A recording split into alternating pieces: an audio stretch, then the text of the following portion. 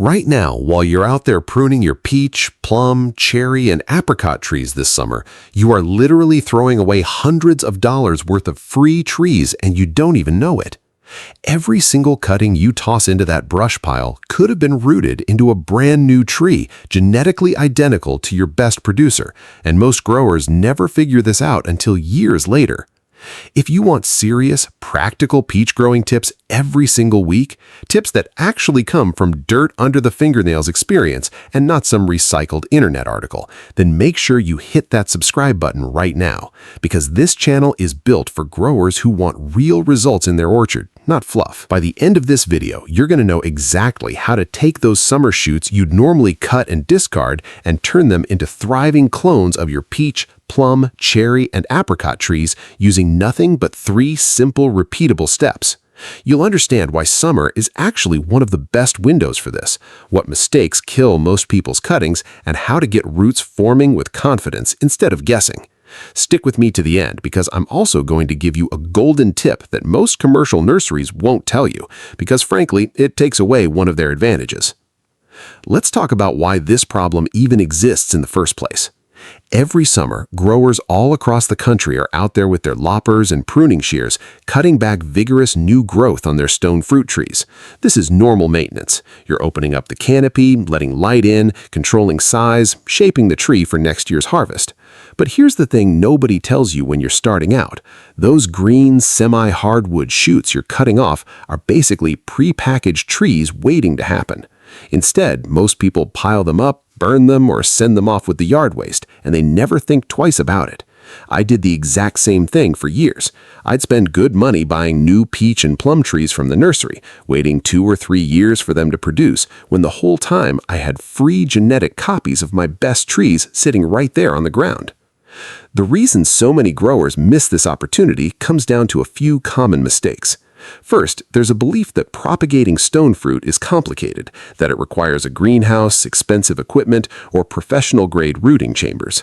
That's simply not true for home growers and even small commercial operations. Second, a lot of people try this at the wrong time of year. They either try too early in spring when the wood is too soft and floppy, or too late in fall when the wood has hardened too much and the plant's energy has already shifted toward dormancy. Summer, specifically that window when new growth has firmed up just enough to snap cleanly but still bend slightly before breaking, is the sweet spot most people skip right over. Third, and this is a big one, people use the wrong type of cutting. They'll grab an old, thick, woody branch thinking bigger is better, when in reality, thinner, more vigorous semi-hardwood shoots root far more reliably because they still have active growth hormones concentrated near the tip. Now let's get into why this actually works from a biological standpoint, because understanding the reasoning behind it will make you far more successful than just blindly following steps. Peach, plum, cherry, and apricot trees, like most woody plants, contain specialized cells called meristem cells, particularly concentrated at the nodes, which is where a leaf attaches to the stem. These cells have the ability to differentiate, meaning they can become different types of tissue depending on what the plant needs. Under the right conditions, cells at the base of a cutting can transform into root-initiating cells instead of continuing as stem tissue. This process is triggered largely by a hormone called auxin, which naturally occurs in higher concentrations near the growing tip of a shoot and moves downward through the stem. When you take a cutting, you're essentially cutting off that hormone's natural destination, which causes it to pool at the cut end and stimulate root formation instead of just feeding leaf growth. Summer cuttings work particularly well because the shoot has enough carbohydrate reserves built up from active photosynthesis, but the tissue hasn't fully lignified into hard, woody bark yet, which would make it much harder for those root-initiating cells to break through and form new roots. This is also why humidity and moisture control matter so much during this process. Since the cutting has no root system yet, it can't pull up water on its own, so it relies entirely on stored moisture in the stem and leaves while it's forming roots, which is why so many cuttings fail simply because they dried out in the first week. Now let's talk about what actual commercial growers and experienced propagators do differently, because this is where the real value is. Professional nurseries don't leave rooting to chance. They follow a deliberate, repeatable process, and you can absolutely replicate this at home with basic tools. Step 1 is selecting and preparing the right cutting, and this step alone determines probably 70% of your success rate. You want to choose a shoot from the current season's growth, meaning it grew this spring or early summer, not older wood from last year. Look for a shoot that's semi-hardwood, which means when you bend it, it should flex and then snap, rather than staying rubbery and bendy like a young green shoot. And it also shouldn't be so stiff and woody that it barely bends at all. A good test is the thumbnail test. Press your thumbnail into the bark near the base, and if it leaves a mark but doesn't dent all the way through easily, that's your ideal firmness. Cut a section about 6 to 8 inches long, making your cut just below a leaf node using clean, sharp bypass pruners, because a crushed or torn stem invites disease and slows root formation. Remove the leaves from the bottom half of the cutting, leaving only 2 to 4 leaves at the top, since those bottom leaves would just rot in the rooting medium and waste the cutting's energy trying to keep them alive. If the remaining top leaves are particularly large, like on some plum varieties, cut them in half to reduce water loss through transpiration, while the cutting has no roots to replace that lost moisture. Step 2 is wounding and treating the cutting to maximize rooting success. This is a step a lot of hobby growers skip entirely, and it's a huge missed opportunity. Using your pruning knife, gently scrape a thin sliver of bark, maybe an inch long, off 1 or 2 sides at the very base of the cutting, just enough to expose the lighter green cambium layer underneath without cutting deep into the wood.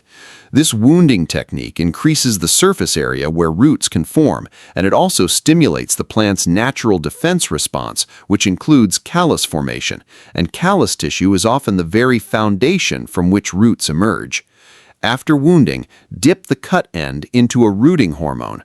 For semi-hardwood cuttings like peach, plum, cherry, and apricot, a rooting hormone in the range of indole 3-butyric acid concentration suited for semi-hardwood cuttings works well. You can find this at most garden centers as a powder or gel. Tap off any excess powder because too much can actually burn the tender tissue and inhibit rooting rather than help it. If you're using a gel formula, a light, even coating is all you need. Step 3 is planting the cutting into the right rooting environment and managing that environment correctly until roots form. Fill a container with a well-draining rooting medium, and I want to be specific here because this trips people up constantly. You do not want regular garden soil or heavy potting mix because it holds too much water and suffocates the cutting before roots ever form. A mix of equal parts perlite and peat moss or perlite and coarse sand works beautifully because it holds just enough moisture while allowing excess water to drain away and oxygen to reach the developing root zone. Use a pencil or a dibber to poke a hole into the medium first, rather than jamming the cutting straight in, because pushing the cutting directly into the mix can scrape off that rooting hormone you just applied. Insert the cutting about 2 inches deep, firm the medium gently around the base to eliminate air pockets, and water thoroughly right after planting. From here, humidity control becomes critical. Covering your containers with a clear plastic bag or placing them inside a mini greenhouse propagator creates a humid microclimate that reduces water loss from the leaves while roots are developing. Keep the setup in bright, indirect light, never direct, harsh afternoon sun, because that will cook the cutting inside that humid enclosure. Check moisture every couple of days, misting lightly if the medium starts to dry out, and open the covering briefly every day or two to let fresh air in and prevent fungal issues from building up in that stagnant humidity. Now let's walk through what this actually looks like when you're standing in front of your own trees, because knowing the theory is one thing, but recognizing the right material in real life is what actually gets you results. Walk over to your peach tree and look for shoots that grew out this season, usually the ones that shot up vigorously from lower scaffold branches or from water spouts along the trunk, the kind you'd normally cut off anyway during summer pruning. You're looking for something roughly pencil thickness, maybe slightly thinner, with a healthy green to slightly brownish color starting at the base. If you see a shoot that's still bright green and floppy all the way down, it's too soft and it'll likely just wilt and rot before rooting. If you see one that's fully brown and rigid like the older wood, it's already moved past the ideal window. What you want is that transition zone, often near the base of this year's new growth, where the color shifts from green up top to a slightly tan or light brown near where it meets older wood. For plums, you'll often find excellent candidates among the vigorous upright shoots that grow straight up from the main branches, sometimes called suckers or water spouts, which growers usually cut anyway to maintain tree shape, making them perfect free material. Cherry trees can be a bit trickier since they're generally harder to root than peach or plum, so pay extra attention to wounding and hormone application with cherry cuttings, and don't be discouraged if your success rate is somewhat lower there compared to peach. Apricot cuttings behave similarly to peach in terms of timing and firmness, so use the same thumbnail and bend test. As you're taking these cuttings, do it early in the morning if possible, when the plant is fully hydrated from the cool overnight temperatures, rather than in the heat of the afternoon when the shoot may be already under moisture stress, which gives your cutting the best possible starting condition before it even goes into the rooting medium. Now, I want you to think about something specific for a second, and I genuinely want you to answer this in the comments below. Out of your peach, plum, cherry, and apricot trees, which one do you think will be the hardest for you to root successfully this summer? Drop the name of that tree in the comments right now, because I want to see which species growers are struggling with most, and depending on what comes up, I might make a dedicated deep dive video specifically addressing the trickiest one. Comment the word root along with your answer so I can find your comment easily and reply to as many as I can.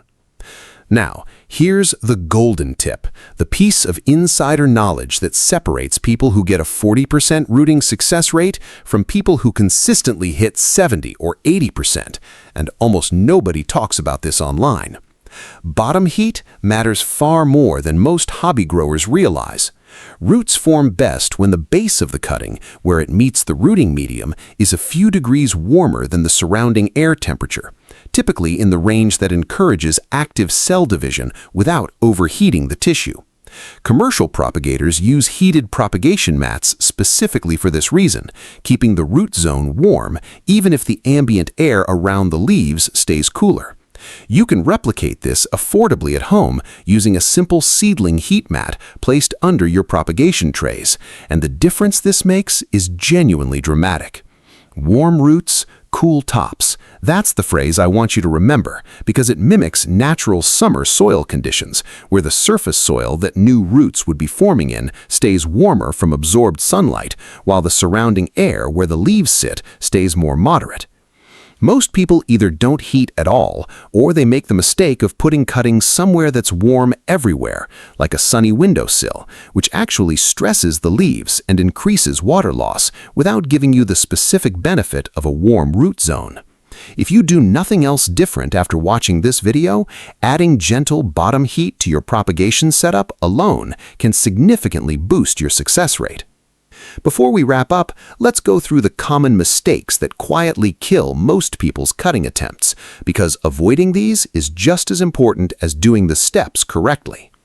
The first mistake is using cuttings that are either too soft and green or too hard and woody, ignoring that specific semi-hardwood window we talked about earlier. The second mistake is skipping the wounding step, which dramatically reduces the surface area available for root formation and slows the whole process down. The third mistake is overwatering the rooting medium so it stays soggy, which causes the base of the cutting to rot before roots ever get the chance to develop. So remember, moist, not wet, is what you're aiming for. The fourth mistake is placing cuttings in direct, harsh sunlight, especially inside a humid enclosure, which essentially cooks the tender tissue and leaves inside that little greenhouse. The fifth mistake is checking on the cutting constantly by tugging on it to see if roots have formed, which disturbs the fragile new root hairs before they've had a chance to properly anchor and establish. Instead, give it time, generally several weeks depending on species, and look for new leaf growth at the top as your indicator that roots are likely forming below, rather than pulling on the stem to check. The sixth and final mistake is forgetting to gradually acclimate your newly rooted cutting to normal outdoor conditions once roots have formed, instead moving it abruptly from that humid, sheltered environment straight into full sun and open air, which shocks the young plant and can kill it right when you're this close to success. Take a week or two to gradually reduce humidity and increase light exposure step by step before fully transplanting it outside. So here's what I want you to take away from all of this. Every single summer, you have free trees sitting right there in your orchard, disguised as pruning waste, and now you actually know how to recognize them, prepare them properly, and give them the exact conditions they need to become fully rooted, independent trees carrying the same fruit quality as your best producers. This isn't complicated, expensive, or reserved for professional nurseries anymore. It's something you can start doing this week with tools you probably already have in your shed. I want you to go out there, take a handful of cuttings using everything we covered today, and actually try this, because reading about it and doing it are two completely different experiences. And I promise you, the first time you see new leaves pushing out from a cutting you took yourself, you'll be hooked on propagating your own trees from here on out. If this video helped you see your orchard a little differently, do me a favor and subscribe to the channel so you don't miss what's coming next, because I'm putting out practical, tested techniques like this every single week, straight from real orchard experience, not recycled theory. And speaking of what's coming next, in the next video, we're going to tackle something just as important as propagating these trees, which is how to properly train and prune your newly rooted peach trees in their first year so they develop strong scaffold branches and start producing quality fruit years faster than trees left to grow on their own. You won't want to miss that one, so stay subscribed, and I'll see you in the next video.